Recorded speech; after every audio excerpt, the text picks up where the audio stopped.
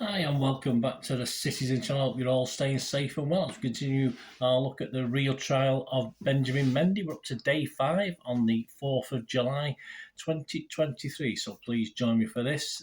Just to recap, Mr. Mendy, 28, is accused of raping one woman and attempting to rape another. He has pleaded not guilty to both counts. The alleged attempted rape of woman 1 is alleged to have happened in October 2018. The alleged rape of woman 2 is alleged to have happened in October 2020. Judge Stephen Everett is the honorary recorder of Chester. He's overseeing the trial, and the prosecution is represented by Benjamin Aina KC, the defence by Eleanor Laws KC. So we'll continue our look at that today. Please, if you are new to the channel, you can push that subscribe on, push down notification when all these vlogs are coming out. It's usually City and football, but obviously this is something I've followed all the way through, and I know a lot of you have been following it as well. So this is a little aside, really, but still under the Citizen channel, if you like. And if you can give us your appreciation for the efforts, that'd be great, guys. Just give it a little thumbs up.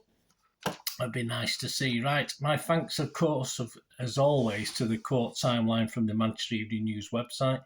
Andrew Barsley and Seamus McDonnell are sharing court duties today for the paper.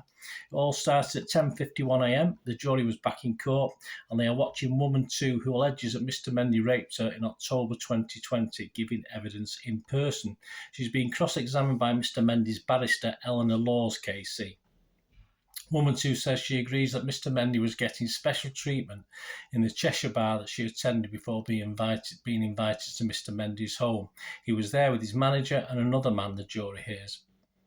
Ms. Law says that bars had to close at 10 p.m. at the time in October 2020 and that table service was in place due to coronavirus restrictions. Woman 2 agrees that she and her friends were with Mr. Mendy's group and they were in really good spirits and enjoying themselves.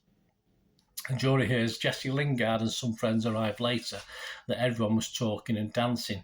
Miss Laws is questioning woman 2 about a message the witness sent a friend which read, "Bro, we are sat with footballers. Jesus, Jessie Lingard is here.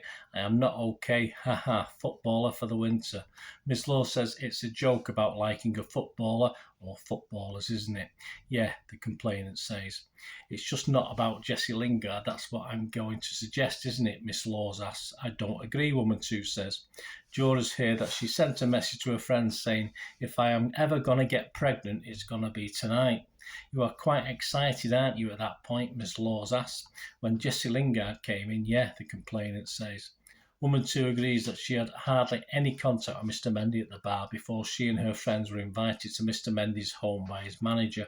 She denies she was keen to go to Mr. Mendy's home and claimed she reluctantly agreed. Ms. Laws asked, "Did you think that it would be something to tell friends the next day?" "No," she said. When they arrived, they made their way to a pool area where the party was taking place, the jury heard. The jury left court for a short break. At 12:31 p.m, questioning continued. Jurors heard that Mr. Mendy came over to woman 2 and took her phone off her and accused her of filming the property with her phone. She denied this. Ms. Laws put it to her that she had hold of the phone low on her lap in order to avoid anyone noticing her filming. She also denied this. Woman 2 agrees that Mr. Mendy saw a naked photo of her which was stored on her phone. She then followed him up 2 flights of stairs to get her phone back, the jury heard. Miss Law says that Mr. Mendy's case is that he saw the naked photo and said, "Let's go upstairs." No, woman 2 says that didn't happen. Woman 2 agrees that she decided to go with him. Yeah, to get my phone, the complainant says. Jurors have heard that woman 2 undressed when they went into her bedroom. "I got undressed because I felt like I had no choice," the complainant says. "Because you wouldn't get your phone back if you didn't?" Miss Laws asks. "Yes," woman 2 says. She says Mr. Mendy went into the bathroom when the bedroom door closed. Woman 2 says that when he returned, she asked him for her phone back and said, "Nothing's going to happen. I'm not going to have sex with you." She denies performing oral sex on Mr. Mendy. The complainant denies giving Mr. Mendy the PIN code to a private folder within her Snapchat account which contained explicit images.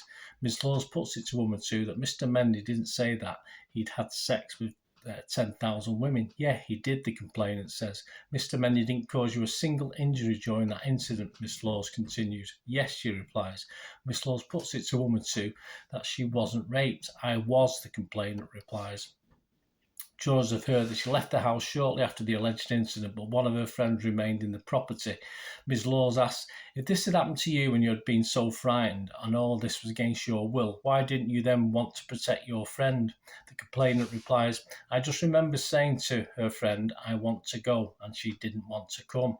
Jurors hear that the following day, woman 2 Googled Man City players, Benjamin Mendy and Manchester City people. She denied being drunk that night or being hungover the next morning. Ms. Laws claimed that she looked back to what happened and thoroughly regretted it. Asked whether she agreed, the complainant says, do I regret that I was raped? Is that the question? Sorry. Ms. Laws alleged, what has happened is that generally as a result of thinking about matters and talking to your friends, you talk yourself into believing or telling people that you were raped when you weren't. That's not true, she replied. Miss Laws reads out a message which woman 2 sent to a friend the morning after the alleged rape. Woman 2 agrees that in the message she said that Mr. Mendy put his penis around her vagina but hadn't effectively put it in. Miss Laws asks what was stopping you if the truth was any different from telling her the truth. Lots of things, the complainant replies. I didn't want to accept it to myself. I was in denial. I was shocked. At 1:15 p.m, the trial adjourned for lunch. At 2:38 p.m, Miss Laws' question of woman 2 continued after the lunch break. Jurors hear that the day after the alleged rape, woman 2 received a message from Mr. Mendy, which consisted of a series of question marks. It followed a friend of woman 2 having a conversation with Mr. Mendy's manager. Miss Laws puts it to woman 2 that she had a quick, surprising sexual encounter with Mr. Mendy. No, absolutely not, she says. One with the benefit of hindsight, the next day you wish had never happened, Miss Laws continues. Of course I wish it didn't happen, woman 2 says, but it's not happening the way that he is saying. Miss Laws has now concluded her cross-examination of the witness, and she is now being asked some questions by prosecutor Benjamin Aina Casey in re-examination. Asked why she went into Mr. Mendy's bedroom, woman 2 said she wanted to get her phone back after he had taken it from her. Did you have time to think about what might happen if you went into his bedroom, Mr. Ainer asked. Not at all, the complainant replied. I didn't acknowledge it as a bedroom until I was actually in there. Mr. Ainer continues, did anything go through your mind when he told you to take your clothes off? Yeah, I panicked. I was scared, she replied. I didn't know how I was going to get out of there. I was thinking I didn't know this person. I didn't know anything about them.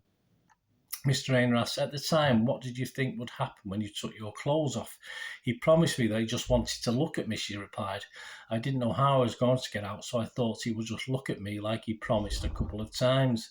Woman 2 agrees that the first time she felt able to give a complete account of her allegation was to police officers the following month. At 3:45 p.m, her evidence was concluded and the jury took a break. The jury then heard from a doctor from St Mary's Sexual Assault Referral Centre in Manchester who was giving evidence in court. She examined woman 2 44 hours after the alleged rape, after the complainant made a self-referral to the centre. Jurors are told that the doctor found no genital or anal injuries. Most people that we see wouldn't have any injuries at all. Injuries are very rare, the doctor said. At 4:23 p.m, the trial finished for the day and the jury was sent home. So thanks for watching me, guys. I'll be back tomorrow, so hopefully you can join me. Please leave us your comments, and until we do meet again, I only ask one thing, don't I? Please stay safe, everyone. Bye for now.